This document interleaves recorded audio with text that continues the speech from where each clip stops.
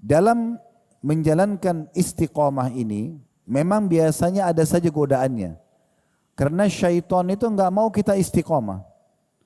Syaitan enggak mau teman-teman duduk seperti ini di majelis ilmu, dia enggak mau. Dia enggak mau tadi azan kita sholat di awal waktu, dia enggak mau. Dia enggak mau pada saat hari Senin Kamis ada kita lagi puasa, menahan dahaga dan menikmati ibadah itu, dia tidak mau. Jadi setiap ibadah itu pasti dia akan berusaha goda untuk supaya turun semangatnya minimal. Ya. Jadi caranya jangan negosiasi sama syaitan. Setiap ada bisikan untuk meninggalkan satu jenis ibadah atau menundanya, lawan. Baca a'udzubillahi minasyaitonirrajim. Contoh sederhana, Anda dengarkan tadi azan, hayya 'alas shalah, ayo salat. Hayya 'alal falah, ayo menuju kepada kemenangan. Ini sebenarnya muazzin hanya perantara. Dia hanya menyampaikan apa yang Tuhan kita Allah sedang serukan kepada kita. Karena mau orang Melayu, mau orang Arab, mau orang bule, mau orang hitam dari Afrika, ucapan azannya sama. Allah yang panggil kita. Syaitan akan bisikan supaya kita, oh sebentar aja, nanti aja misalnya. Coba lawan, kita pergi ke masjid sholat. Syaitan tidak punya kekuatan teman-teman sekalian. Allah subhanahu wa ta'ala mengatakan inna kaida syaitani kana dha'ifa. Syaitan itu lemah sekali. Kalau syaitan kuat, kira-kira teman-teman masih bisa duduk di majelis ilmu seperti ini? Masih bisa kita kerjakan sholat tadi? Bisa kita mencari rezeki halal? Bisa kita tutup aurat? Enggak mungkin. Pasti kita semua dibelenggu lahirnya oleh syaitan. Tapi saking lemahnya syaitan, dia hanya membisikkan. Kenapa kita ikutin bisikan tersebut? Makanya iblis pun Allah ceritakan dalam surah Ibrahim, bagaimana nanti hari kiamat dia akan berbicara kepada ahli neraka. Innallaha wa'adakum wa'adal haq wa wa'adtukum fa akhlaftukum. Sesungguhnya Tuhan kalian Allah telah menjanjikan kalian dengan janji-janji yang benar. Dan aku juga janjikan kalian tapi aku dustai kalian. Ya. Dan di situ juga Allah sampaikan, da'autukum fastajabtum li. Saya cuma panggil kalian, bisikin aja, kalian ikutin saya. Fala talumuni walumu anfusakum. Jangan salahin saya, salahin diri kalian sendiri. Ma ana bimusrikhikum wa ma antum bimusrikhi. Saya tidak bisa tolong kalian, kalian juga tidak bisa tolong saya. Allah sudah buat bocorannya, iblis akan berbicara ini nanti di neraka. Kenapa kita tunggu itu terjadi? Kalau ada orang miskin lagi depan mata kita, malaikat biasa membisikkan kepada kita, miskin, susah, bantu. Bantu. Syaitan akan bilang, jangan bantu, masih kuat, mungkin itu menipu. Jangan negosiasi sama syaitan. Selama perintah ibadah, kerjakan. Dan syaitan tidak akan pernah bisa memberhentikan kita. Asal kita tinggal mau mengerjakan saja.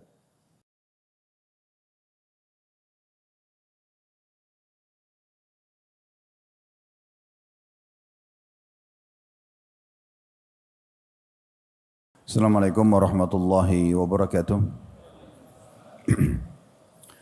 Alhamdulillah, selalu saja lisan kita memuji Sang Pencipta Allah atas segala nikmat yang dilimpahkan kepada kita, terutama nikmat Islam dan iman. Karena dengan Islam dan iman kita jadi mengenal siapa Tuhan kita Allah, dan kita punya panduan hidup, tahu bagaimana kita meraih kebahagiaan di dunia ini, dan juga meyakini tentang adanya balasan yang sempurna di akhirat sana. Sehingga setiap muslim akan selalu punya panduan hidup karena mengenal Tuhannya. Dia tahu mana makanan, minuman, pakaian, pendapatan, pergaulan yang dibolehkan dan yang tidak dibolehkan. Maka ini sebuah nikmat yang sangat besar, selain tentu pelengkap-pelengkapnya dari kesehatan, kekuatan, kesempatan, makanan, minuman, dan terlalu banyak nikmat Allah yang tidak bisa kita hitung. Sebagaimana Allah sudah menyebutkan, wa in ta'uddu ni'matallahi la tuhsuha. Kalau kalian ingin menghitung-hitung nikmat Allah, maka kalian tidak akan mampu menghitungnya. Tugas kita sebagai manusia adalah menikmati dan bersyukur.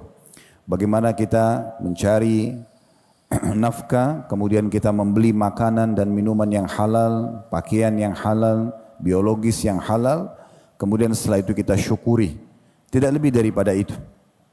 Selanjutnya kita panjatkan salam hormat kita kepada utusan Allah Nabi besar Muhammad sallallahu alaihi wa ala alihi wa sahbihi wasallam, sebagaimana Allah telah memerintahkan kita untuk mengucapkan salam hormat itu, dan tentu sebagai balas jasa kepada manusia terbaik ini yang telah menghabiskan 23 tahun dari masa hidupnya, 13 tahun fase Mekah semuanya dengan hinaan, cacian, puncaknya diusir dari kampung halamannya, dan 10 tahun tersisa di kota Madinah, semuanya penyempurnaan terhadap agama Allah Subhanahu wa taala.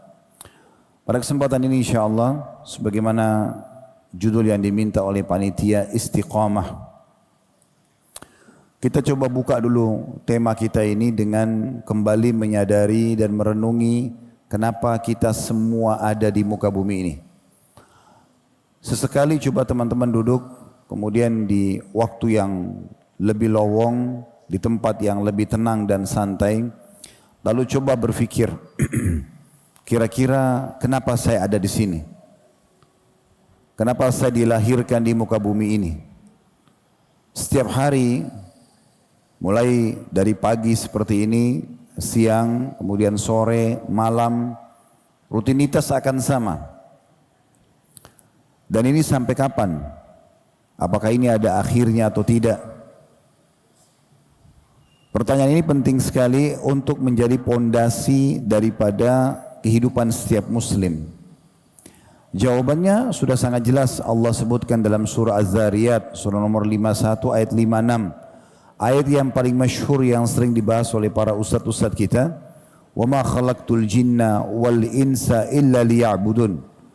Kata Allah, aku tidak menciptakan jin dan manusia, mereka tidak berada di muka bumi ini kecuali dengan satu tujuan, untuk menyembah, mengabdi kepadaku. Jadi kalau ada yang nanya, apakah Ustaz saya diciptakan memang untuk sholat, puasa, zakat, haji, begitu juga dengan yang sunnah-sunnahnya, sholat sunnah, puasa sunnah, zikir, berdoa, membaca Al-Quran, umrah, sedekah, jenguk orang sakit, bakti dengan orang tua, dan segala macam yang sudah kita tahu dalam perintah agama kita. Jawabannya iya. Dan kita tidak punya tujuan yang lain. Tidak ada tujuan yang lain.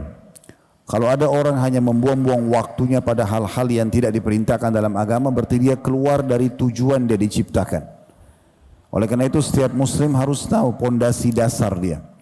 Kalau dia ada di muka bumi ini memang untuk mengabdi kepada Sang Pencipta Allah. Untuk sholat, untuk puasa, untuk zikir, semua urusan dunia akan ditinggalkan karena urusan ini.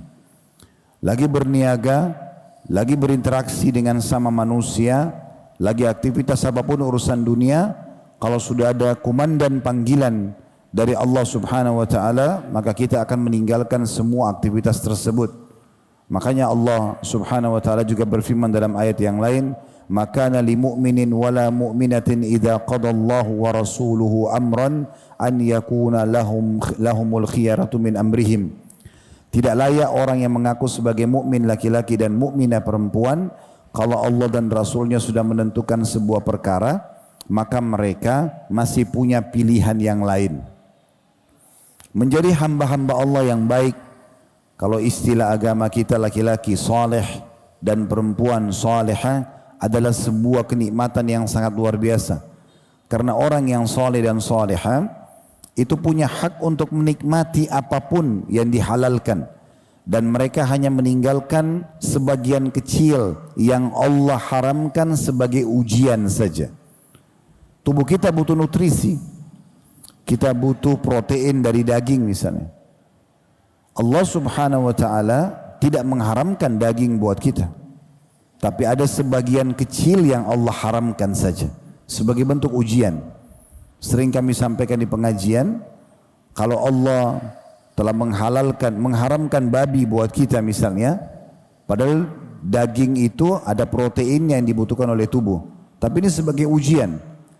Lalu Allah berikan kepada kita gantinya sapi, kambing, ayam, kelinci, semua hewan air halal. Jadi adanya yang haram hanya sebagai ujian saja. Apakah hamba ini betul-betul mempertahankan imannya atau tidak? Tetapi kita disiapkan fasilitas yang sangat banyak. Andai saja orang-orang beriman itu Allah ciptakan secara alami, tubuh mereka membutuhkan daging atau protein dari daging, kemudian semua daging diharamkan, mungkin pada saat itu ya, orang wajar melanggar karena tubuhnya butuh daging, tapi semuanya diharamkan misalnya. Begitu juga kita bisa fahami dari minuman, Allah haramkan khamr sebagai ujian.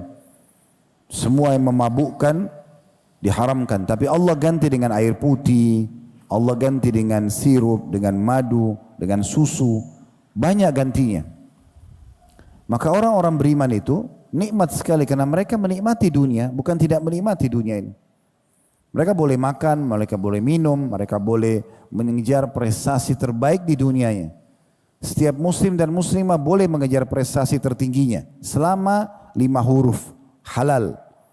Dia boleh mengejar jenjang pendidikan tertinggi, jabatan tertinggi, harta terbanyak, keturunan yang banyak. Tidak ada larangan dalam Islam selama halal.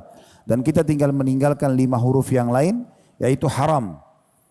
Tinggal ini saja, dan haram tadi sudah saya bahasakan adalah sesuatu yang sangat sedikit, hanya sebagai ujian saja.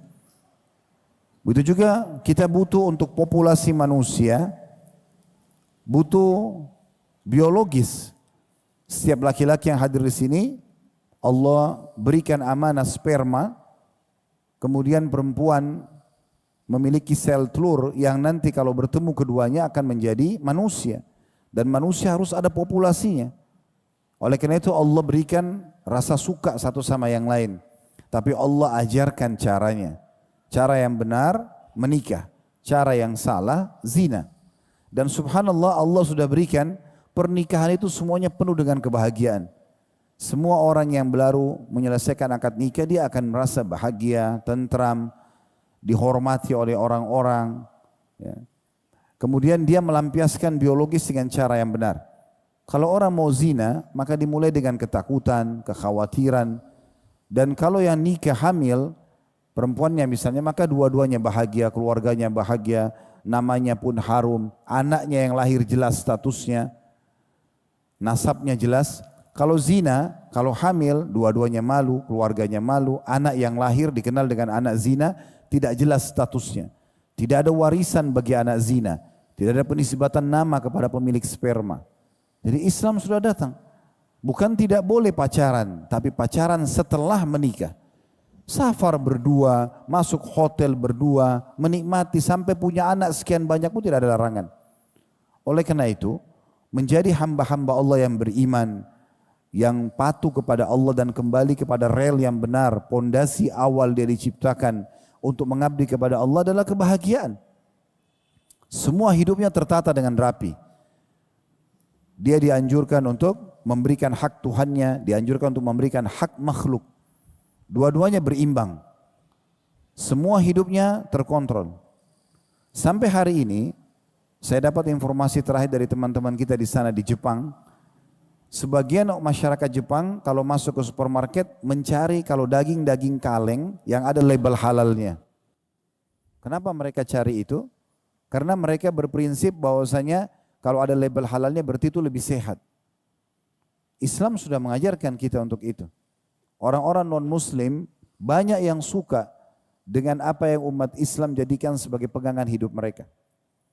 Saya pernah diundang di Jawa Tengah pada saat itu, tepatnya di kota Pekalongan, ceramah. Kemudian kami nginap di salah satu hotel syariah. Subhanallah, di lift saya kebetulan lagi naik mau menuju ke kamar, ada orang-orang non-muslim kelihatan nginap di hotel syariah itu. Kemudian saya sempat tanya pemilik hotelnya, apa antum pernah, di sini ada kunjungan tamu orang-orang non-muslim? Ada, banyak bahkan. Terus pernah nggak antum tanya, kenapa mereka memilih hotel syariah? Kan banyak hotel-hotel umum. Maka jawaban mereka secara fitrah, secara alami, orang-orang ini mengatakan kami lebih suka di sini karena keluarga kami lebih aman. Tidak ada minuman keras, tidak ada perempuan-perempuan nakal. Itu bahasa orang non-muslim dan mereka masuk ke hotel-hotel syariah. Dan sekian banyak. Saya kemarin ketemu sama teman-teman dari BSI, Bank Syariah Indonesia, Kemudian saya disampaikan kalau cukup banyak nasabah mereka orang non-muslim. Mereka milih perbankan syariah karena mereka merasa lebih aman saja. Dengan uang yang tidak sedikit mereka letakkan di situ. Dan sekian banyaklah contoh-contoh dalam kehidupan kita yang bisa kita tarik. Jadi menjadi orang-orang yang soleh dan soleha, orang yang mengenal Tuhannya dan berpegang teguh pada ajaran Allah, dan dia nikmati apa yang Allah perintahkan, apa yang Allah halalkan, dan dia tinggalkan apa yang Allah haramkan. Ini kebahagiaan yang luar biasa. Di dunia kita bisa nikmati makanan, minuman, pakaian, pendapatan, biologis, semuanya yang halal. Di akhirat kita dapat balasan surga yang jauh lebih nikmat lagi daripada semua itu. Jadi ini poin dulu yang kita ingin sampaikan. Sekarang tinggal yang kita ingin lengkapi bahasan kita pada kesempatan ini, setelah membahas pondasi dasar dan tujuan utama kita ada di muka bumi ini, bagaimana kita istiqamah. Bagaimana setiap muslim dan muslimah berpegang teguh pada ajaran Allah Subhanahu wa taala dan tidak berubah sampai mereka menemui ajal. Garis bawahi saudaraku seiman, umur kita sangat dibatasi. Nabi SAW bahkan bersabda, umur umatku hanya 60 sampai 70 dan sedikit yang melampaui itu. Maksudnya ada yang lebih, tapi umumnya tidak lebih. Memang sudah ada patokan, Nabi Muhammad SAW sendiri meninggal 63 tahun. Abu Bakar pun radhiyallahu anhu meninggal dengan umur itu. Umar pun meninggal dengan umur itu. Tentu ada di antara sahabat seperti Anas bin Malik, Jabir bin Abdullah dan beberapa sahabat Nabi yang lain memang umurnya lebih tua daripada itu. Tapi umumnya orang ada batasan umur. Anggaplah 100 tahun umur kita. Setelah itu apa? Kita akan meninggal dunia. Kalau kita hitung dan kita berpikir saudaraku seiman dari hari ini 100 tahun ke depan. Kita hitung 100 tahun ke depan. Anggaplah yang hadir di sini yang paling muda misalnya ada 15 tahun misalnya anak-anak kita, atau misalnya 20 tahun yang hadir. Berarti 100 tahun ke depan umurnya akan 115 atau 120 tahun. Pertanyaannya apakah dia masih hidup nanti? Akan meninggal dunia. Di waktu sekarang ini kalau ada orang umur sampai 100 tahun kita sudah anggap tua sekali. Dan orang tahu dia akan menuju kepada kematian. Oleh karena itu teman-teman sekalian, jangan sia-siakan waktu kita ini. Kita punya tujuan dalam hidup ini. Dan target kita, tujuannya adalah mengabdi kepada Allah. Target kita adalah mendapat yang terbaik di akhirat sana. Dunia ini hanya kita tunggangi untuk menuju ke akhirat sana. Mengejar surga Allah Subhanahu wa taala yang kata Nabi sallallahu alaihi wasallam dalam sebuah hadis yang sahih, siapa yang masuk ke dalam surga Allah tidak akan pernah habis masa mudanya, tidak akan pernah kena penyakit, dan tidak akan pernah rusak atau lapu bajunya. Juga banyak sekali janji-janji Nabi SAW, diantaranya tidak ada yang meninggal masih bayi ataupun meninggal sudah sangat tua, kecuali Allah akan bangkitkan dengan umur 33 tahun di surga. Jadi kalau seandainya ada orang yang meninggal bayi, baru 2 hari lahir sudah meninggal, atau ada seorang kakek ataupun nenek meninggal di umur 120 tahun misalnya, nanti kita akan ketemu di akhirat dengan umur 33 tahun. Dan kata Nabi SAW, ahli surga, keperawakan mereka, postur tubuhnya seperti Adam alaihissalam, 60 siku ke langit, 27,5 meter. Dan wajah mereka seperti Yusuf, maksudnya sangat tampan. Wajah kita seperti sama sekarang, cuma penuh dengan ketampanan. Dan juga hati mereka seperti Ayub. Ayub alaihissalam tidak pernah marah, tidak pernah dendam, hatinya bersih. Dan Nabi SAW sudah mengingatkan, sesungguhnya seseorang di antara kalian lebih dekat dengan surganya daripada tali sendalnya sendiri. Dan seseorang di antara kalian lebih dekat dengan nerakanya daripada tali sendalnya atau tali sendal kakinya sendiri. Maksudnya azan, sholat. Ya, ada tiba masa puasa kita puasa. Tiba masanya sedekah, sedekah. Tiba masa bakti sama orang tua, semua kita kerjakan. Ajal datang meninggal masuk surga. Begitu juga orang yang maksiat, zina, mencuri, menipu. Tiba ajal meninggal, masuk neraka. Itu sudah jelas dalam konsep kehidupan kita. Nabi Muhammad SAW dan para sahabatnya, Allah berikan dunia sebagai bukti nyata. Allah berikan Nabi Muhammad SAW kerajaan besar di kota Madinah. Setelah tadinya ditindas 13 tahun di Mekah, 10 tahun di Madinah berdiri negara Islam. dan punya kekuatan militer, punya kekuatan perekonomian, punya kekuatan peradaban. Nabi SAW tidak belajar dari Persia dan Romawi pada saat itu. Mulai semua dari awal dengan pondasi Al-Quran dan Sunnah. Setelah itu Abu Bakar, Umar, Uthman, Ali radhiyallahu anhum majma'in, sahabat-sahabat Nabi Allah angkat namanya, dikenal di dunia. Dan akan dikenang sampai menjelang hari kiamat sebagai khalifah-khalifah Rashidah. Pengganti-pengganti Nabi SAW yang mendapatkan petunjuk. Kalau bukan karena Islam tidak ada yang kenal nama-nama ini. Tapi Allah muliakan mereka. Allah bukakan pintu-pintu rezeki, pintu kedudukan. Siapa yang tidak kenal kedudukan-kedudukan para sahabat Nabi ini? Di masa Abu Bakar pasukan Islam sudah menembus ke wilayah Romawi, ke wilayah negeri Syam. Di tahun 13 Hijriah. Lalu dilanjutkan dengan Umar bin Khattab. Tahun 13, tahun 15 dibebaskan negeri Syam, terutama Palestina. Kemudian tahun 16-nya diutus pasukan ke Persia dan menaklukkan wilayah Persia, Irak, Iran dan Afghanistan. Kemudian tahun 20 dikirim lagi pasukan untuk menembus wilayah Mesir sehingga Afrika Utara terbuka, Mesir, Tunis, Jazair, Maroko. Kemudian setelah itu terus saja ekspansi Islam sampai Umar bin Khattab meninggal di tahun 23 Hijriah. Lalu Uthman bin Affan mulai menyebarkan kemakmuran di wilayah kaum muslimin dari tahun 23 sampai sekitar 35 atau 36 atau 37 tentang masalah kerajaan atau para penguasaan beliau. Lalu kemudian Ali bin Abi Thalib melanjutkan menyelesaikan fitnah-fitnah internal dari keluarnya kaum Khawarij dan yang semisalnya sampai akhirnya mereka dikenal sebagai raja-raja dunia. Begitu juga dengan datang dinasti Islam, Umayyah, Abbasiyah, Utsmaniyah. Banyak sekali orang-orang yang coba menerapkan agama Islam ini, Allah berikan kebahagiaan dunia.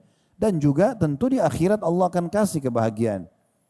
Sebaliknya orang yang hidup di masa Nabi Muhammad SAW seperti Abu Jahal, Abu Lahab, ya Umayyah bin Khalaf, Syaibah, Al-Walid. Mereka punya kekayaan di Mekah. Tapi karena tidak beriman pada Allah, tidak kembali kepada dasar daripada pondasi mereka diciptakan oleh Allah, mengabdi pada Allah, akhirnya Allah binasakan. Hilang semua hartanya, tidak ada lagi yang mengenang Abu Jahal sama Abu Lahab kecuali keburukannya saja. Di dunia sudah mereka rugi, rusak namanya, di akhirat pun mereka akan masuk ke dalam api neraka. Makanya Nabi Muhammad SAW waktu memasukkan jenazah Abu Jahal dan teman-temannya ke dalam sumur di lokasi perang Badar, maka beliau mengatakan, wahai fulan bin fulan, wahai fulan bin fulan, disebutkan namanya satu persatu. Ada 70 tokoh Quraisy waktu itu. Lalu Nabi SAW mengatakan, apakah kalian sudah mendapatkan apa yang Tuhan kalian ancamkan pada kalian? Maksudnya sekarang kalian sudah mati nih, harta kalian sudah akan dibagi sebagai warisan, enggak ada lagi yang akan dikenang dari dunia. Sekarang kalian sudah meninggal, siksa sudah ada depan mata. Apa kalian sudah mendapatkan apa yang diancamkan kepada kalian? Sungguh, kata Nabi Muhammad SAW, aku sudah mendapatkan apa yang Tuhanku janjikan. Maksudnya di dunia diberikan kemenangan, kedudukan, kebahagiaan, dan juga di akhirat aku akan masuk ke dalam surga. Kata Umar radhiyallahu anhu, ya Rasulullah, mereka sudah jadi bangkai. Apa yang mereka dengar dari Anda? Kata Nabi SAW, ini sebagai mukjizat tentunya ya. Allah berikan kepada Nabi Muhammad SAW suara beliau, kedengaran dan memang menjadi pelajaran bagi tokoh-tokoh Quraisy yang kufur itu. Maka kata beliau, sesungguhnya hai Umar, mereka lebih mendengar apa yang aku ucapkan daripada engkau mendengar ucapanku. Jadi kebahagiaan akan didapatkan dengan orang berpegang teguh pada agama ini. Jangan pernah berubah, enggak perlu cari tujuan lain. Nikmati semua yang halal, kerjakan apa yang diperintahkan sampai ajal datang dan tinggalkan apa yang dilarang. Selesai. Kita akan merasakan kebahagiaan dan juga kita akan mendapatkan yang terbaik di akhirat. Coba renungi teman-teman sekalian, kalau antum pernah ngikutin tablik akbar kami serial sahabat yang sebulan sekali di Blok M, setiap Sabtu kedua lepas sholat duhur, kurang lebih seperti ini waktunya sampai menjelang asar. Itu kita selalu jelaskan tentang kisah-kisah para sahabat. Ada di antara mereka yang punya harta pada saat meninggal, Abu Bakar, Abdurrahman bin Auf, Talha bin Ubaidillah, ya, Sa'ad bin Ubadah dan beberapa sahabat-sahabat ridwanullah alaihim yang mereka pada saat meninggal, harta mereka itu memenuhi gudang-gudang mereka. Pertanyaan sederhana, apakah harta itu hasil tabungan mereka semasa hidupnya? Dari awal mereka tabung, kayak sekarang banyak umat Islam berpegang seperti prinsip kapitalis. Mereka nabung aja terus setiap hari. Sedekah enggak pernah, ya, melakukan amal-amal soleh dengan hartanya enggak pernah, karena dia berpikir untuk menabung. Bukan menabung untuk akhirat, tapi menabung seperti orang-orang non-muslim untuk urusan dunianya. Maka jawabannya tidak. Waktu Abdurrahman bin Auf meninggal dunia, waktu Utsman bin Affan meninggal dunia, waktu Sa'ad bin Ubadah meninggal dunia, Talha bin Ubaidillah meninggal dunia, ridwanullah alaihim, ditemukan gudang harta mereka penuh dengan harta. Itu bukan dari hasil tabungan semasa hidup mereka, tapi harta-harta melimpah itu datang beberapa hari sebelum mereka meninggal, karena rutinnya mereka bersedekah. Sa'ad bin Ubadah radhiyallahu anhu berkata kepada anaknya Qais, ini gudang hartanya ayah, sedekahkan sesuka kamu. Maka setiap hari si ayah dan anak ini cuma bersedekah saja, memanggil dari atas rumah mereka, wahai muslimin, siapa yang butuh bantuan silahkan. Hari ini mereka berbagi keju, besok mereka berbagi gandum, besok mereka berbagi madu, besok mereka berbagi uang, bagi semuanya. Subhanallah, gudang itu habis hari itu, dengan penuh keyakinan Allah akan ganti, besok penuh lagi gudang itu. Begitu terus.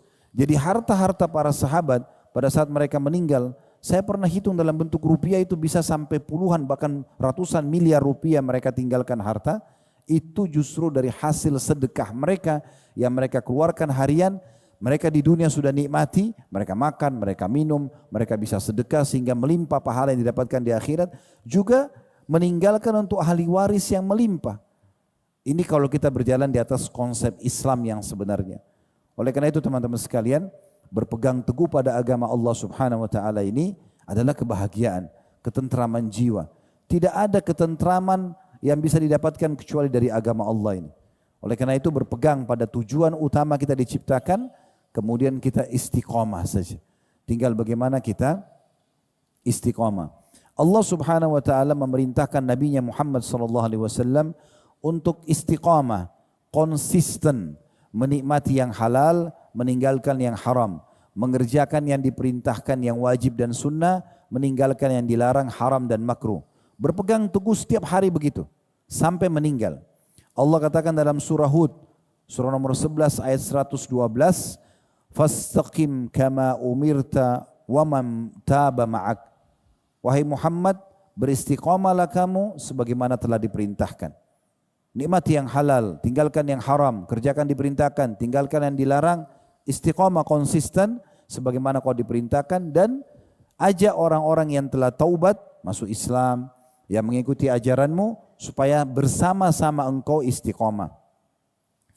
Juga Allah Subhanahu wa taala menyebutkan untuk Nabi-Nya Muhammad sallallahu alaihi wasallam dalam surah Asy-Syura, surah nomor 42 ayat 15 yang bunyinya, "Falidzalika fad'u wastaqim kama umirta wa la tattabi' ahwa'ahum."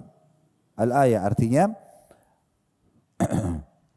begitulah, ya, engkau diperintahkan, oleh karena itu dakwakan agama ini dan istiqamalah sebagaimana engkau telah diperintahkan, dan jangan pernah mengikuti hawa nafsu mereka. Maksudnya orang-orang yang jauh dari agama Allah. Enggak perlu kita ikut melenceng sebagaimana melencengnya mereka. Enggak perlu duduk bergaul sama orang-orang yang menjauhkan kita dari agama Allah. Kita boleh kenal mereka, tapi untuk kita ikutin langkah mereka enggak boleh. Kemudian dalam surah Fussilat, surah nomor 41 juga ayat 6, Allah Subhanahu wa taala berfirman, "Fastaqimu ilaihi wastaghfiru." Istiqamalah kalian selalu di jalan Allah itu dan memohon ampunlah kalian. Allah juga menyebutkan tentang Nabi Musa dan Nabi Harun alaihimussalatu wassalam dalam surah Yunus surah nomor 10 ayat 89 yang bunyinya, "Qala qad ujibat da'watukuma fastaqima wa la tattabi'anni sabilal ladzina la ya'lamun." Sungguh telah diterima permintaan kalian berdua, maka istiqamalah. Hai Musa dan Harun, istiqamalah, berpegang pada isi Taurat itu dan perintah-perintah agama Allah, jangan terpengaruh dengan orang-orang yang tidak mengikutinya, dan jangan pernah mengikuti jalan-jalan orang yang tidak mengetahui tentang hal tersebut. Dalam surah Fussilat juga, surah nomor 41 tadi ayat 30, ayat yang lain ya. Allah Subhanahu wa taala menjanjikan bagi orang-orang yang istiqamah ini kebahagiaan, dan pada saat mereka meninggal dunia akan mendapat sambutan-sambutan yang meriah dari para malaikat. Bunyinya innal ladzina qalu rabbunallahu tsumma istaqamu tatanazzalu alaihimul malaikatu alla takhafu wa la tahzanu wa abshiru bil jannati allati kuntum tu'adun. Sesungguhnya orang-orang yang mengatakan Tuhanku Allah, kemudian mereka beristiqamah, konsisten, tidak pernah menyimpang, tidak pernah berbuat syirik, tidak pernah menyekutukan Allah, tidak pernah kufur. Mereka berpegang pada janji mereka beriman kepada Allah itu. Mereka istiqamah, maka pada saat mereka meninggal akan turun para malaikat sambil mengucapkan kepada mereka, janganlah kalian takut dan jangan kalian sedih, dan terimalah berita gembira, kalian akan masuk ke dalam surga sesuai dengan apa yang dijanjikan kepada kalian. Di dalam ayat lain juga Allah ingatkan surah Al-Ahqaf, surah nomor 46 ayat 13 sampai 14. Innal ladzina qalu rabbunallahu tsumma istaqamu fala khaufun 'alaihim wa lahum yahzanun. Sesungguhnya orang-orang yang mengatakan Tuhanku Allah, kemudian mereka istiqamah, terus berpegang pada itu, tidak syirik kepada Allah Subhanahu wa taala, mereka tidak pernah menyimpang, menikmati yang halal, tidak buat yang haram, mengerjakan perintah, meninggalkan yang dilarang, maka tidak perlu ada ketakutan untuk mereka dalam kehidupan dunia apalagi akhirat, dan mereka tidak perlu bersedih. Pastikan teman-teman sekalian, kalau kita sudah berada di jalan Allah, kita sudah coba mengerjakan perintah, meninggalkan larangan, maka hidup kita akan senang. Itu janji Allah. Kalau ada di antara kita yang sudah coba mengerjakan agama Allah, kemudian masih ada saja ujian-ujian datang kepada mereka, misalnya gangguan-gangguan dalam hidupnya, bisa karena dua hal. Yang pertama karena memang ada dosa yang dia masih lakukan sehingga itu peringatan dari Allah untuk dia berhenti, atau justru memang dalam bentuk ujian untuk peninggian derajat dia. Tapi kebahagiaan akan bersama dia. Setiap ujian pun kalau datang akan diberikan perangkat-perangkat oleh Allah untuk dia dapatkan jalan keluarnya. Itu keadaan orang-orang beriman. Allah mengatakan di ayat 13 tadi itu, ayat 14-nya, ulaika ashabul jannati khalidina fiha jazaa'an bima kanu ya'malun. Mereka adalah para penghuni surga sebagai balasan terhadap apa yang telah mereka lakukan. Abu Bakar radhiyallahu anhu menafsirkan ayat ini sambil mengatakan, mereka adalah orang-orang yang tidak pernah menyimpang dari komitmen beriman kepada Allah, termasuk tidak pernah berbuat kesyirikan.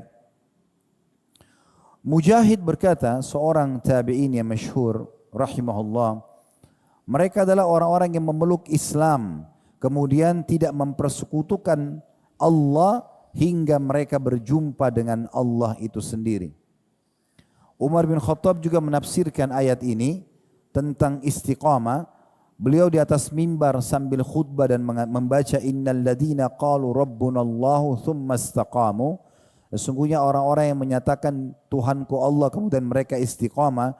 Kata beliau, demi Allah, kata Umar bin Khattab radhiyallahu anhu, demi Allah mereka adalah orang-orang yang konsisten kepada Allah dengan mentaatinya dan tidak berkelok seperti berkeloknya serigala. Artinya tidak sama sekali menyimpang walaupun hanya sekejap mata.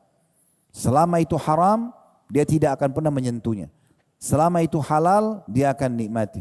Selama itu perintah, dia akan selalu berada di bagian depan orang-orang yang mengerjakan. Selama itu larangan, maka dia juga termasuk orang yang paling pertama menjauhinya.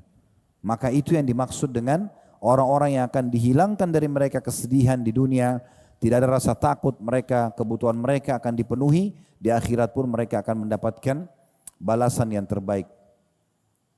Ibnu Rajab rahimahullah berkata, istiqamah adalah menempuh jalan yang lurus, yaitu agama Allah yang lurus, tanpa berbelok darinya, baik ke kanan maupun ke kiri.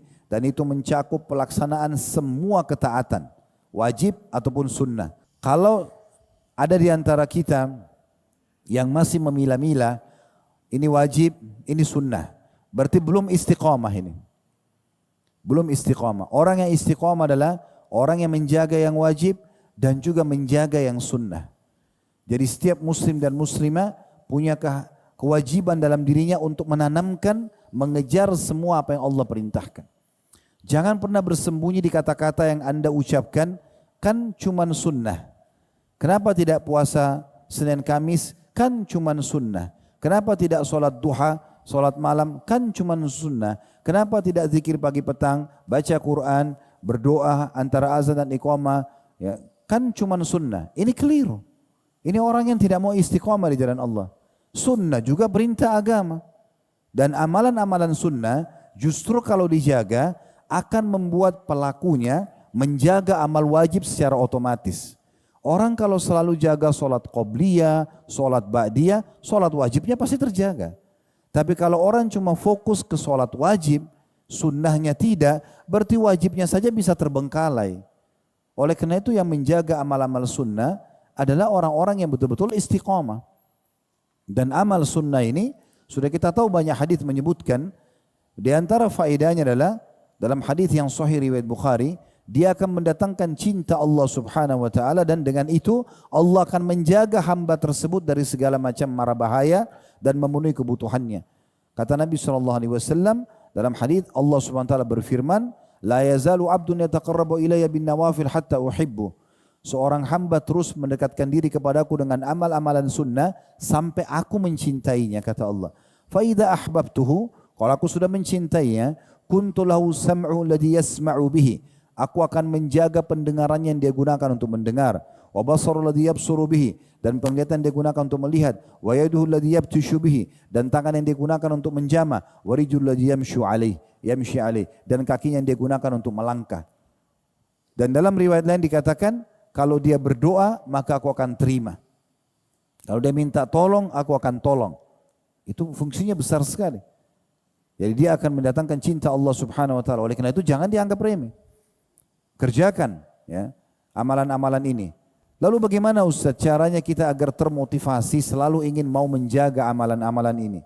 Allah sudah memberikan kita perangkatnya, yaitu janji yang akan kita dapatkan di setiap amal itu.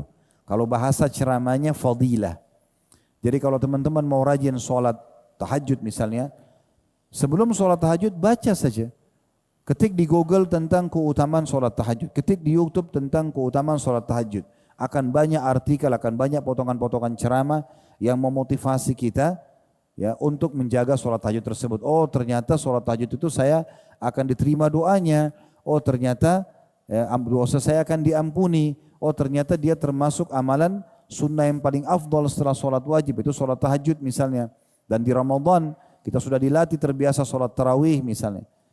Begitu juga ingin rajin sedekah, ingin rajin apa saja ibadah yang kita kerjakan, maka cari tahu bagaimana Allah menjanjikan atau apa yang akan kita dapatkan di situ. Dan Allah telah berfirman, innallaha la yukhliful mi'ad. Allah tidak akan pernah pungkiri janjinya. Gak akan mungkin Allah pungkiri janjinya. Kenapa ada sebagian orang di antara kita teman-teman sekalian, pada saat dia bekerja di satu perusahaan, dia sangat yakin akan terima gaji di akhir bulan.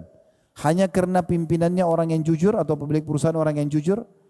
Kalau itu Anda berpegang, kenapa Anda tidak yakin dengan Tuhan dan Raja, pemilik alam semesta ini, yang mengatur siang dan malam, menciptakan seluruh makhluk yang kita nampak atau tidak nampak ini, yang telah mengatakan Allah tidak akan pungkiri janjinya. Semua akan benar. Abu Bakar radhiyallahu anhu punya satu keutamaan yang luar biasa, karena semua yang Allah dan Rasulnya katakan benar, benar di mata dia. Semua yang dikatakan salah, salah di mata dia. Walaupun seluruh dunia bertolak belakang dengan keyakinan itu. Maka begitu sikap orang muslim atau orang mukmin terhadap agama Allah Subhanahu wa taala. Jadi sekali lagi kalau mau rajin berbuat satu jenis ibadah, baca janji Allah di ibadah tersebut sehingga Anda tahu Anda akan dapat apa. Begitu juga kalau kita terbiasa dengan satu perbuatan dosa, baca ancaman Allah di dosa itu. Ada orang misalnya masih suka gosipin orang, ghibah, ada orang fitnah, ada orang suka berbohong, ada yang berzina, ada yang masih mabuk-mabukan. Bagaimana caranya meninggalkan? Cara sederhana, baca ancaman Allah itu.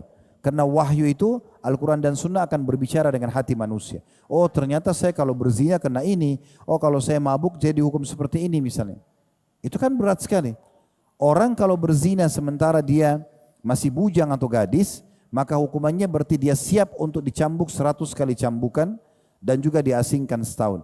Kalau dia sudah menikah, maka dia siap untuk melayangkan nyawanya karena hukum Allah Subhanahu wa taala dirajam, gitu kan?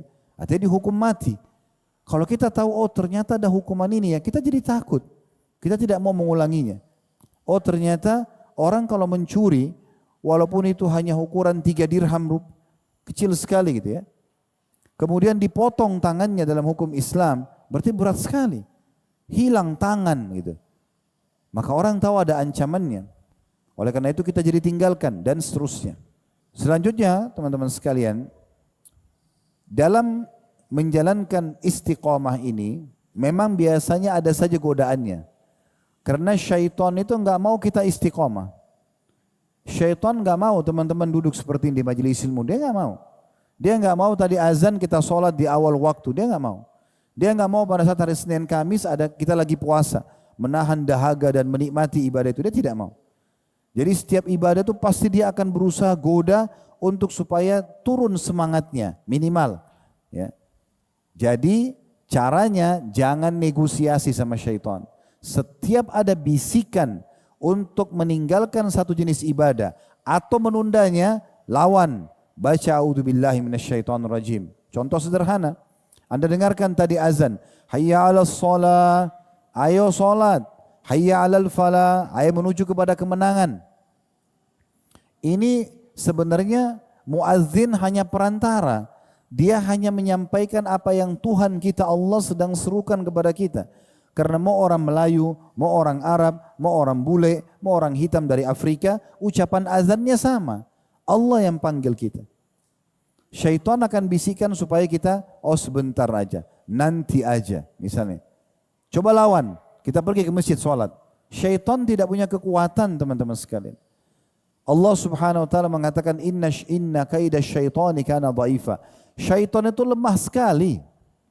Kalau syaitan kuat, kira-kira teman-teman masih bisa duduk di majelis ilmu seperti ini?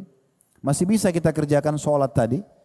Bisa kita mencari rezeki halal? Bisa kita tutup aurat? Enggak mungkin. Pasti kita semua dibelenggu lahirnya oleh syaitan.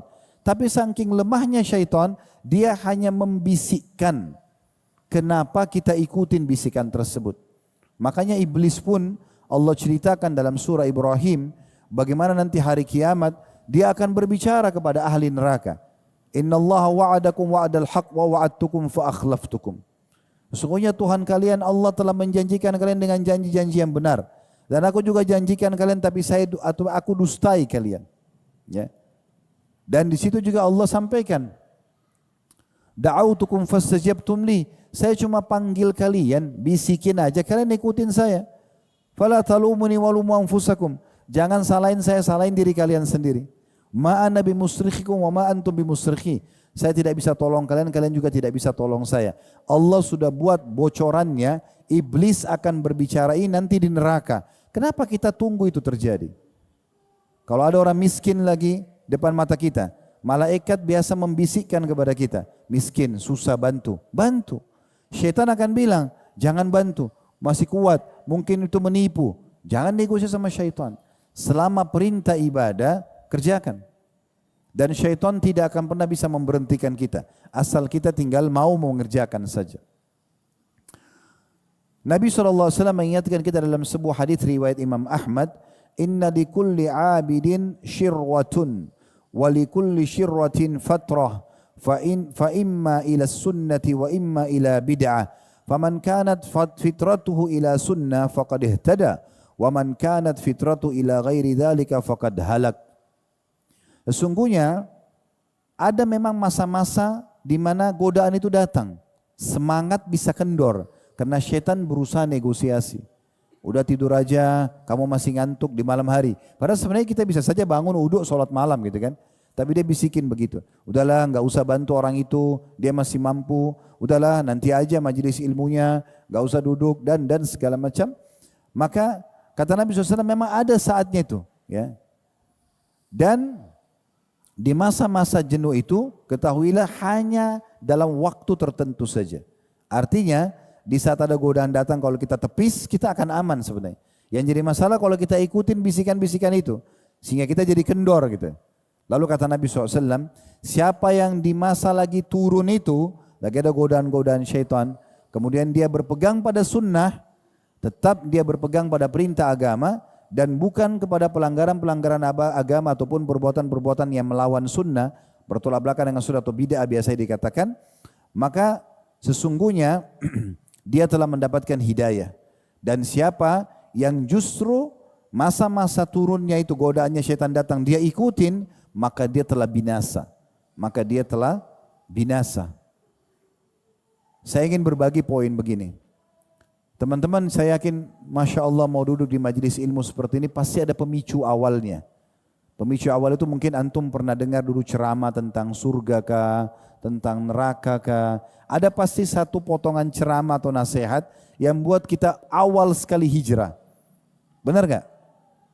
Nah, sekarang setelah kita dengarkan ceramah itu, kita mulai istiqomah tuh, mulai jadi rajin sholat, mulai jadi rajin tutup aurat, mulai jadi rajin pengajian. Ini syaitan tidak akan biarkan, dia akan berusaha untuk menggelincirkan kita. Dia tidak bisa membuat kita tinggalkan langsung, tapi dia akan buat kita pelan-pelan merasa anggap remeh, udahlah nanti aja, ditunda-tunda. Kalau kita ikutin syaitan, lama-lama kita akan tinggalkan itu. Yang jadi masalah, fahami baik-baik. Kalau kita betul-betul tergerincir seperti apa yang dibisikkan oleh syaitan, untuk kembali ke level iman kita yang pertama, itu tidak cukup dengan dongkrakan yang pertama. Misal, kita sudah 1 tahun nih istiqomah. Tahun lalu kita kebetulan dengar ceramah seorang ustadz kita tentang masalah surga dan neraka. Mulailah kita taubat, mulailah kita istiqomah, hijrah 1 tahun. Dalam 1 tahun ini ternyata di bulan ke-12 ada bisikan-bisikan syaitan kepada kita, bertemu dengan teman-teman masa lalu, ngobrol-ngobrol, akhirnya mulailah kendor, mulailah toleransi, mulailah turun imannya. Pada saat itu, untuk kembali, kalau kita ingin kembali ke istiqomah kita yang awal, pada saat sudah mulai kendor dan kita ikuti bisikan syaitan, itu tidak cukup dengan kembali mendengarkan ceramah yang awal. Butuh pendongkrak yang lebih kuat. Oleh karena itu jangan buat diri kita masuk dalam bab futur atau bab yang kita tergelincir untuk melemahkan iman kita. Karena untuk kembali ke seperti awal itu enggak mudah. Butuh pendongkrak yang lebih kuat lagi. Oleh karena itu 1 kali istiqomah. Saya sering bahasakan kepada ikhwah dan akhwat kita, kalau sekali hijrah sekalian. Kenapa setengah-setengah? Kenapa menjadi orang soleh dan solehah ini tidak sekaligus 100%? Kenapa masih dicicil-cicil? Kenapa masih ada pintu-pintu dosa yang masih mau dibuka? Untuk apa? Amal soleh dipelajari untuk diamalkan. Dosa dipelajari untuk dihindari. Saya kasih contoh rasional. Dosa itu kalau antum buka pintunya, ibarat kita punya sebuah rumah yang punya bolongan dindingnya, mungkin kayak ada bolongan seperti di masjid kita ini misalnya. Ya. Ini contoh saja, ada bolongan, udara lagi dingin. Ada 2 cara untuk supaya kita selamat dari udara dingin dan serangga-serangga. Cara yang pertama kurang efektif, cara kedua sangat efektif. Yang kurang efektif, antum cuma pakai selimut saja. Ambil selimut pakai. Udara dingin berkurang ya. Mungkin sebagian serangga nggak bisa gigit antum. Tetapi masih bisa kena udara dingin, masih bisa diserang serangga. Kapan kita tidur tidak sadar selimutnya terbuka, selesai. Ini kurang efektif. Bagaimana cara efektifnya? Tutup tembok itu. Tutup 100%. Tutup semua dengan batu bata, maka biar kita tidur nggak pakai selimut aman. Maksudnya apa? Pintu-pintu dosa ini sama teman-teman buruk, kalau antum hanya pakai selimut, ya masih berteman sama mereka, masih kumpul-kumpul sama mereka, masih toleransi. Seperti orang pakai selimut tadi, setiap saat mereka bisa jerumuskan kita. Dan ini berbahaya. Saya tahu beberapa ikhwah kita hadir di pengajian, sangat antusias awalnya, tapi karena dia buka pintu tergelincir ini, dia enggak istiqomah, untuk kembali sekarang susah banget. Kita nasihatin pun tidak semudah awal dia kena gitu. Saya tadi bilang butuh pendongkrak yang lebih besar. Tapi kalau kita tutup, selesai, enggak ada lagi dosa. Udah kita musuhan sama dosa, pelanggaran agama sudah tidak ada. Istiqomah sekalian, ajal akan datang. Dan kita perlu ya menetapkan itu dalam diri kita. Bahkan kalau perlu, kalau kita butuh pemicu-pemicu yang lebih kuat, lakukan. Seperti misalnya Rabi' ibn Hutsaim rahimahullah, seorang ulama tabi'in yang sangat masyhur dengan keimanannya. Di masa beliau, di masa kehidupan beliau, di masa tabi'in, beliau adalah murid utamanya Abdullah bin Umar, Abdullah bin Abbas, orang yang sangat soleh. Setiap kali orang merasa imannya lemah datang kepada Rabi' ibn Hutsaim. Beliau ini selalu kalau bicara surga, neraka, akhirat, dosa, tentang amal soleh, itu aja. Setiap hari beliau menggali sebuah liang lahat di belakang rumahnya. Setiap hari beliau masuk ke liang lahat itu. Setiap hari. Sebagai bentuk introspeksi diri. Dia masuk, kemudian dia tunggu sejenak. Tidak ada keluarganya yang tahu. Dia masuk sendiri aja. Di belakang rumahnya dia buat liang lahat, malam hari baru dia masuk. Kemudian dia sambil mengatakan, wahai Rabi', bagaimana kau nanti kalau seandainya ya, engkau bertemu dengan firman Allah subhanahu wa ta'ala, qala rabbirji'un. Dalam surah Al-Mu'minun, surah nomor 23 ayat 99. Potongan akhir ayat 99-nya. Nanti orang-orang pada saat meninggal, orang kafir, orang yang banyak dosanya tidak taubat, mereka mengatakan, qala rabbirji'un. Wahai Tuhanku, kembalikan aku ke dunia. Untuk apa? Untuk makan lagi makanan favoritnya, untuk kumpul sama teman-temannya, untuk kejar prestasi dunia, tidak lagi.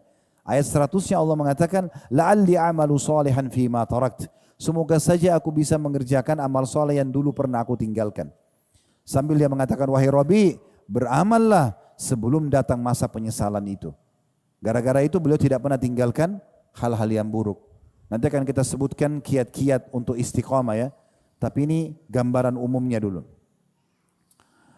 Ada seorang sahabat Nabi dalam hadis riwayat Muslim berkata kepada Nabi Muhammad SAW, "Qul li fil Islami qawlan la as'alu anhu ahadan ghairak." Wahai Rasulullah, sampaikan kepadaku tentang satu nasihat dalam agama Islam yang aku tidak perlu lagi tanyakan kepada selain Anda. Maksudnya sebuah pernyataan, sebuah perkataan, sebuah nasihat, sebuah wasiat yang kalau Anda ucapkan membuat saya bisa istiqomah dalam agama ini. Maksudnya saya bisa fahami agama ini dan saya bisa berpegang. Kata Nabi SAW, "Qul amantu billah thumma istaqim." Ikrarkan dengan lisanmu, renungi dengan fikiranmu dan yakini dengan hatimu, Tuhanku Allah, tidak ada yang menciptakan langit dan bumi ini, tidak ada pemiliknya, tidak ada penguasanya, tidak ada yang mengatur semua populasi manusia, hewan-hewan, tumbuh-tumbuhan, pergantian musim dan segala macam hal ini kecuali Allah. Lalu istiqamalah. Apa yang dia perintahkan kerjakan, apa yang dia halalkan nikmati, apa yang dia larang jauhi. Itu kata kuncinya. Setelah itu baru kemudian kita akan bisa dengan mudah menerima dan menolak, menerima ya perintah dan juga menolak untuk mengerjakan. Maksudnya menolak larangan untuk mengerjakan larangan tentunya. Kemudian juga dalam hadis riwayat Ahmad, kata Nabi SAW, "Idza kanazan nasu dzahab wal fiddah." Kalau kalian melihat manusia sudah sibuk mengumpulkan emas dan perak, faknizu haulail kalimat. Maka kalian seharusnya menabung dan mengumpulkan kalimat-kalimat ini. Orang lagi sibuk kumpulin harta dunia, kalian justru kumpulkan kalimat-kalimat ini. Yaitu, Allahumma inni as'aluka tsabata fil amr. Ya Allah, aku minta agar aku selalu berpegang teguh, istiqamah dalam perkara keimanan ini. Kemudian juga di dalam riwayat Imam Muslim disebutkan tentang bahayanya orang kalau berubah. Ya. Karena kalau orang berubah ini teman-teman sekalian dan terjerumus, satu kali terjerumus, ini bisa saja dia dikuasai oleh syaitan dan bahaya sekali. Bahkan bisa murtad dari agama Islam, bisa jauh dari agama Islam. Bisa bahkan hilang dunianya dan hilang akhiratnya. Disebutkan dalam sebuah hadis riwayat Muslim kata Nabi SAW, "Ala la yudhananna rijalun al-hawdi." Nanti pada hari kiamat ada orang-orang yang ditolak dari telagaku.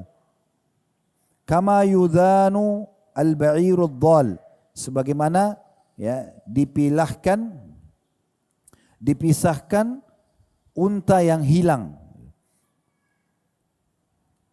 Unadihim ala halumma, aku pun memanggil mereka, ayo ke sini.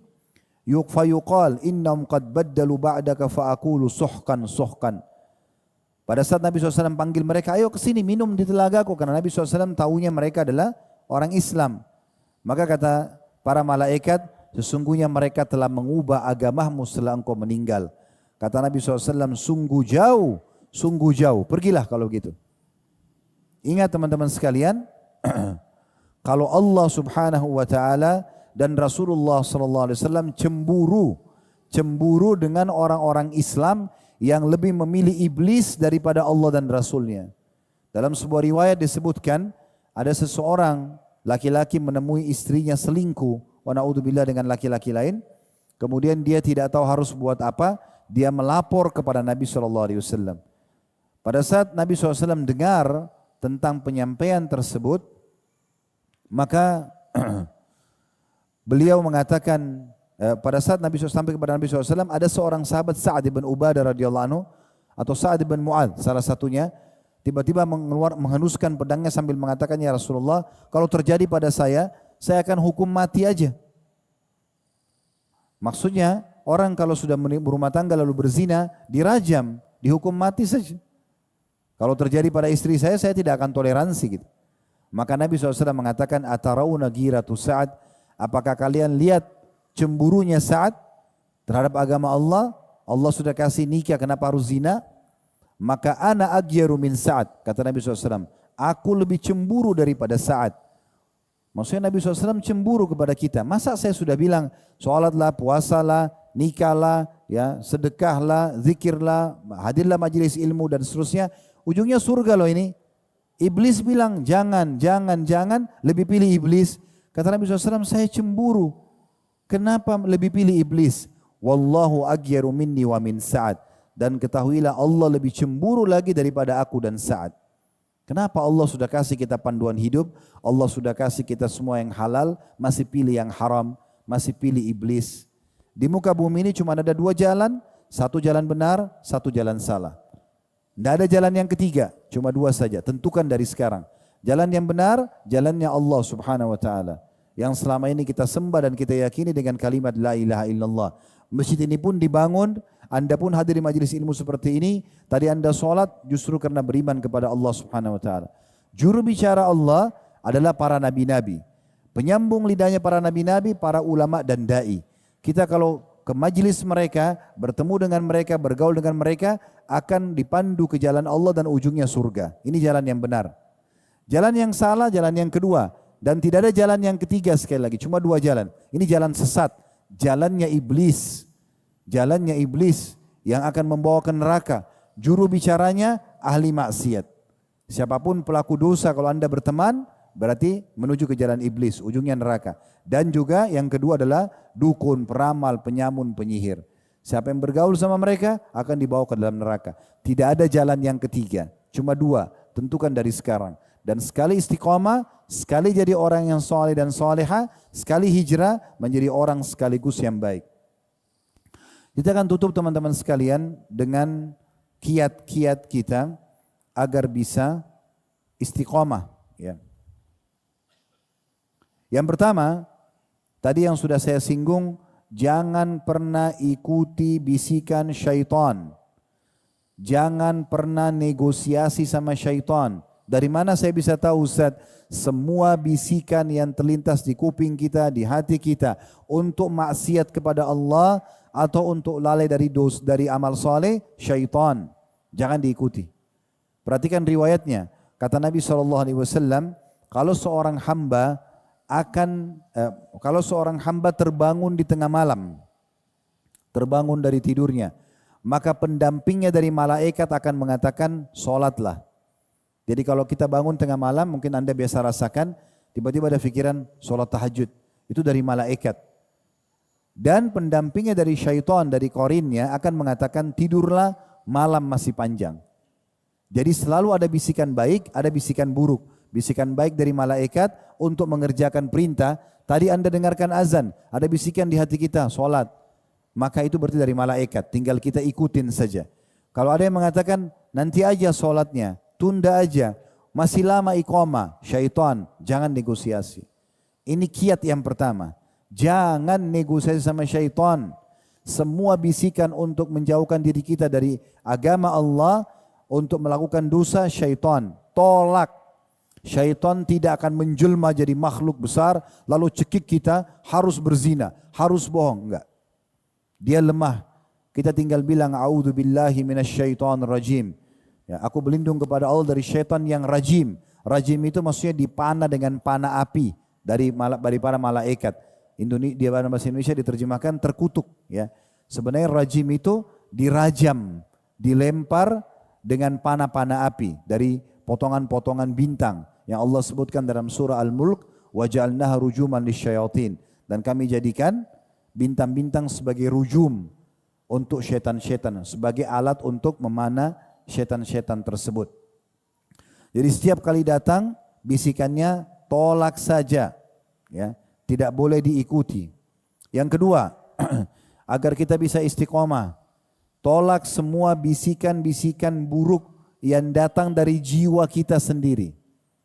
Ada dua penyebab ya, ada bisikan syaitan dari luar, ada juga bisikan dalam diri kita sendiri. Karena Allah memberikan potensi dalam diri kita, itu ada potensi untuk melakukan kebaikan, potensi untuk melakukan keburukan. Makanya ada manusia terjerumus dalam kesalahan. Ya. Allah berfirman dalam surah Yusuf, surah nomor 12 ayat 53, Innan nafsa la'ammaratun bisu. Sesungguhnya dalam jiwa itu ada bisikan-bisikan buruk. Ya. Saya kasih contoh supaya lebih jelas. Waktu, kan kita sepakat nih kalau sekarang ditanya, siapa yang banyak atau siapa yang menjerumuskan manusia pada kekufuran dan maksiat? Jawabannya siapa? Iblis. Ya. Oke, pertanyaan sekarang. Waktu iblis disuruh sujud kepada Allah pada saat Nabi Adam diciptakan, siapa yang menggoda iblis supaya dia tidak mau sujud? Kan digambarkan dalam Al-Quran begitu kan, dia tidak mau sujud kan? Kira-kira siapa yang goda iblis? Jiwa buruknya sendiri. Jadi ada potensi itu dalam diri. Nah biasanya bisikan buruk dalam jiwa atau potensi ini itu ditunggangi oleh syaitan agar kita melakukan dosa. Oleh karena itu kita harus bisa mengontrol diri kita. Semua sama, jadi kiat pertama sama kedua ini, bisikan syaitan dari luar diri kita dan bisikan dari dalam diri kita, tinggal kita tolak saja dan berlindung kepada Allah Subhanahu wa taala agar selamat dari godaan semua itu. Yang ketiga, jauhi semua jenis perdebatan. Orang yang istiqomah itu tidak suka berdebat. Kalau kita sedang diskusi ilmiah iya, berdebat tidak. Tidak usah berdebat, tidak penting. Orang kalau berdebat akhirnya terbukalah pintu-pintu emosional. Emosi akan melahirkan mata yang melotot, lisan yang tajam, tangan yang memukul, kaki yang menendang, hati yang busuk, rusak semua. Hindari semua itu. Kata Nabi SAW, Ma dalla qaumun ba'da huda kanu alaihi. Tidak ada satu kaum yang sesat setelah mereka dapat petunjuk, illa utul jadal, kecuali disebabkan karena perdebatan. Suka sekali berdebat. Yang cuma tahu bagaimana mengalahkan fulan, bagaimana menyalahkan fulan. Itu aja. Kalau ini ada, maka ini adalah salah satu penyebab hilangnya istiqomah itu. Tidak usah berdebat. Tidak usah bertengkar. Siapa yang ajak kita ribut, jangan dilayani. Biarkan dia ribut dengan pohon, dengan tembok, tinggalkan saja. Oh kau pengecut, kau penakut. Tidak apa-apa. Tidak usah ikut-ikutan. Kita dilarang untuk itu. Sudah tahu tentang Ramadan kan? Salah satu poin utama dan target utama Ramadan melatih agar setiap muslim tidak bertengkar. Kata Nabi SAW, فَإِذَا كَانَ يَوْمِ صَوْمِ أَحَدُكُمْ فَلَا يَرْفُثْ وَلَا يَصْخَبْ. Kalau seseorang kalian sedang puasa, maka jangan dia berkata-kata syahwat yang bukan pada tempatnya, bukan pada istri atau suaminya. Dan jangan juga bertengkar, jangan teriak-teriak, jangan ribut. Ya. Fa in sabbau ahadun aw qatala falyakul inni shaim. Kalau ada yang ajak dia bertengkar, ajak dia ribut, ajak dia berdebat, maka katakan saya sedang puasa. 1 bulan penuh Ramadan dilatih untuk itu. Puasa, nggak boleh ribut, nggak boleh bertengkar, supaya diterapkan setelah itu. Beda diskusi. Ada orang tanya, ini hukumnya gimana? Kita lagi diskusi, lagi cari solusinya dengan adab dan tata krama, oke. Tapi kalau berdebat, teriak-teriak, habisin waktu, nggak ada gunanya. Ini poin termasuk yang menyebabkan kita bisa istiqamah kalau kita jauhi. Thumma tala Rasulullah SAW hadil ayat. Kemudian Nabi SAW membaca ayat ini setelah mengatakan debat adalah penyebab orang sesat setelah dapat hidayah. Wa qalu alihatuna khairun amhu bal ma darabuhu laka illa jadala. Saya ulangi, wa qalu alihatuna khairun amhu ma darabuhu laka illa jadala bal hum qaumun khasimun. Ini tentang orang-orang Quraisy ya. Kata Nabi, kata Allah Subhanahu wa taala, dan mereka mengatakan apakah Tuhan kami lebih baik daripada dia, maksudnya Nabi Isa alaihissalam. Jadi orang-orang Quraisy sengaja ingin mengajak Nabi SAW berdebat, tapi perdebatannya ini hanya omong kosong aja, bukan diskusi ilmiah, bukan karena mau tanya mukjizat supaya mereka yakin, bukan. Untuk debat saja. Mereka mengatakan apakah Tuhan kami atau itu Nabi atau Isa itu lebih baik? Kata Allah, mereka hanya memberikan perumpamaan itu untuk mendebatimu hai Muhammad. Sesungguhnya mereka adalah kaum yang suka berdebat. Nabi SAW mengatakan dalam hadis riwayat Muslim, riwayat Bukhari, Inna abghadar rijali ilallahi ta'ala al-aladdul khasim. Sesungguhnya orang yang paling Allah benci di sisinya adalah orang yang sangat sengit dalam berbantah-bantahan dan berdebat. Itu orang yang paling Allah benci. Orang beriman subhanallah nampak dari wajahnya, nampak dari sikapnya ketenangan jiwa. Tenang dalam mengambil sikap, tenang dalam bermuamalah. Karena memang tidak suka berdebat, tidak suka ribut, tidak emosional. Ya, ini poin penting sekali. Dalam hadis yang lain kata Nabi SAW, Man jadala fi khusumatin bighairi ilmin, lam yazal fi sakhatillahi hatta yanzi'. Siapapun yang berdebat ya, tanpa ilmu, tidak ada urusannya, bukan diskusi ilmiah, dan dengan cara berdebat dengan sengit, dengan power, dengan menjatuhkan orang lain, maka dia akan berada di murkahnya Allah sampai dia berhenti. Diriwayatkan oleh Ibn Abi Dunya dalam kitab Al-Jami' As-Saghir. Kata Nabi SAW dalam hadis yang lain riwayat Tirmidzi, al-haya'u wal-'ayyu syu'batani minal iman. Sesungguhnya malu dan juga sedikit ya, dalam mengambil sikap, tidak berlebihan maksudnya ya, dan juga dalam berdiskusi ya, syu'batani minal iman. 2 bagian daripada keimanan. Wal bada'u wal bayanu syu'batani minan nifaq. Sementara berkata kotor dan suka berdebat adalah 2 ciri-ciri kemunafikan.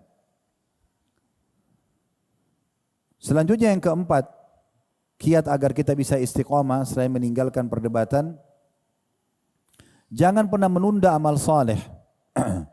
Jangan pernah menunda amal saleh. Menunda-nunda amal soleh atau lalai darinya, ini juga termasuk penyebab orang tidak istiqamah. Ya.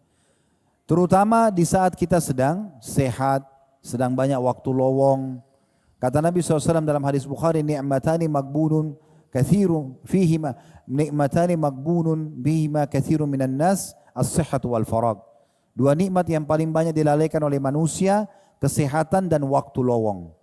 Jadi kalau ada waktu lowong teman-teman, justru digunakan untuk ibadah. Jangan justru digunakan, ini lagi santai, waktu lowong, malah terjerumus dalam kemaksiatan. Dan memang subhanallah, maksiat itu hanya terbuka pintunya di waktu kita sedang banyak waktu lowong. Kita lagi santai di rumah, akhirnya nonton TV, akhirnya nonton yang lain sekali, karena masih banyak waktu lowong.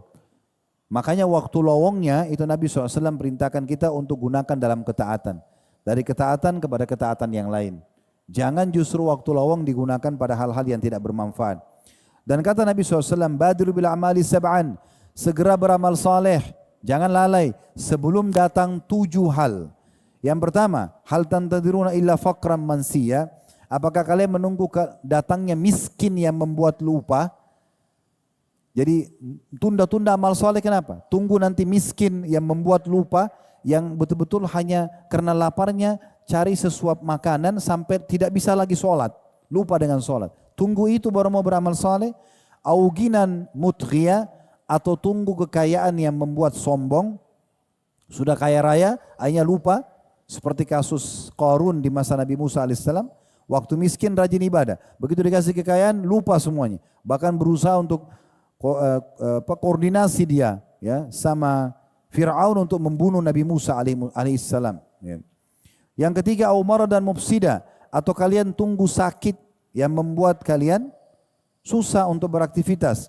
Au haraman mufannida, atau masa tua yang sudah pikun, tidak bisa lagi buat apa-apa. Au mautin mujhija, atau mati yang tiba-tiba datang. Baru mau beramal, awid dajjalu fasyarru ghaibin yuntadhar, atau kalian tunggu dajjal keluar sementara dia adalah seburuk-buruk makhluk yang ditunggu. Awis saati fasaatu adha wa amar, atau kalian tunggu kiamat datang sementara kiamat itu jauh lebih berat. Yang kelima, sahabat dan lingkungan. Jauhi semua sahabat dan lingkungan yang buruk. Ingat sabda Nabi SAW dalam sebuah hadis yang hasan riwayatkan Tirmidzi, Abu Daud, Imam Ahmad, al-maru ala dini khalili, seseorang sesuai dengan agama sahabatnya. Falyanzur ahadukum ila man yukhalil, maka kalian harus betul-betul mencari siapa orang-orang yang kalian jadikan sebagai teman. Kita berteman dengan 10 orang penghafal Quran, kita nggak bisa ngaji, huruf hijaiyah pun masih bodoh. Hari pertama, hari kedua kita malu, seminggu kita belajar huruf hijaiyah, sebulan kita bisa mengaji, setahun kita hafal Quran bersama mereka. Kalau kita balik, kita berteman dengan 10 orang pemabuk, hari kita tidak pemabuk, hari pertama, hari kedua minimal sudah mencium baunya. Seminggu kemudian kita akan coba 1 teguk, sebulan kita jadi mabuk, setahun kita bisa jual minuman yang memabukkan itu. Pengaruh besar terhadap teman-teman. Jangan bilang iman saya kuat, mustahil. Kita ini lemah teman-teman sekalian, kita lemah. Dan pengaruhnya sangat luar biasa. Ini tangan saya dan tangan teman-teman sekalian, kalau kita pegang kain meja ini, kita bisa langsung rasakan dan pastikan kain ini lembut atau kasar. Sekarang mata kita bisa langsung bedain apakah ini terang atau gelap. Telinga kita bisa bedakan mana intonasi suara keras, mana yang lembut. Hidung kita bisa bedain seketika bau wangi, bau busuk. Lidah kita bisa bedain mana manis, mana asam, mana pedas seketika. Semua ini connect dengan hati kita. Maka tidak ada kata-kata mengatakan, oh saya tidak terpengaruh. Nggak mungkin. Teman-teman duduk di pengajian begini 1 jam, 2 jam. Pasti terpengaruh, nggak mungkin tidak. Sebagaimana duduk juga 1 jam, 2 jam nonton film India, nonton film Indonesia, terpengaruh. Nggak ada tidak terpengaruh. Oleh karena itu hati-hati. Ada satu nama, ini dihafal namanya, Uqbah bin Abi Mu'aid. Bukan dihafal untuk dicontohi, bukan. Tapi kalau ada orang yang paling rugi di dunia ini, maka orang ini namanya Uqbah bin Abi Mu'aid. Siapa orang ini? Di masa Mekah dulu dia adalah sahabatnya Nabi Muhammad SAW. Orang dekat sekali sama Nabi. Tokoh Quraisy. Sekali lagi namanya Uqbah bin Abi Mu'aid. Ulama mengatakan orang yang paling rugi di dunia dan akhirat orang ini. Mungkin teman-teman cuma dengar biasa Abu Jahal. Nama ini lebih parah ini. Parahnya itu kalau Abu Jahal jelas-jelas memerangi Islam. Kalau ini tidak. Perhatikan apa kisahnya. Uqbah bin Abi Mu'aid ini pernah mengundang Nabi Muhammad SAW satu waktu makan di rumahnya. Maka Nabi SAW kasih syarat. Saya mau datang hai Uqbah.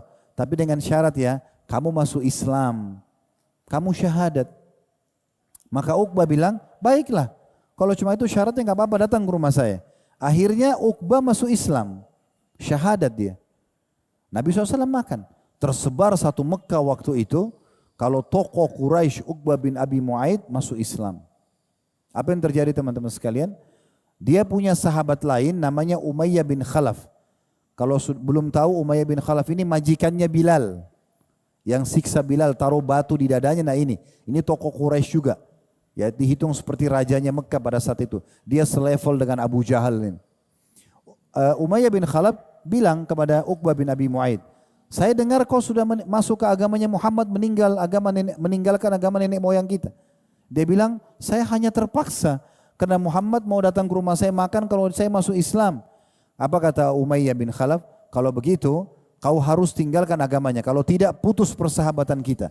Bukan cuma itu, kau harus menemui Muhammad dan nyatakan di depan orang-orang di dekat Ka'bah kalau kau tidak masuk di agamanya, kau tinggalkan dan ludahi mukanya. Maka Uqbah bin Abi Mu'aid lakukan itu.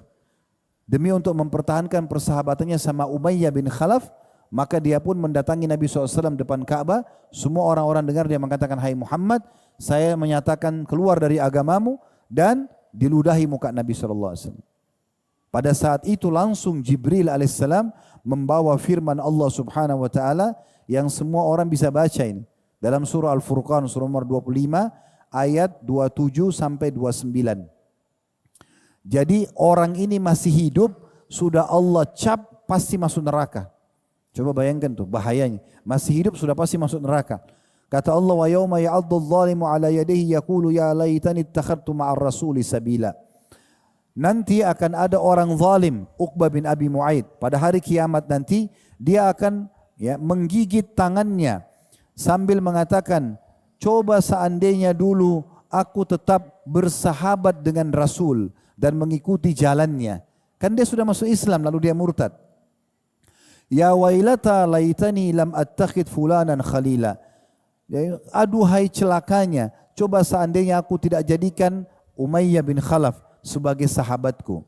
Laqad adallani anidh-dzikri ba'da idh ja'ani. Dia telah menyesatkanku setelah datang kepadaku peringatan yang benar. Wa kana syaitanu lil insani khadula.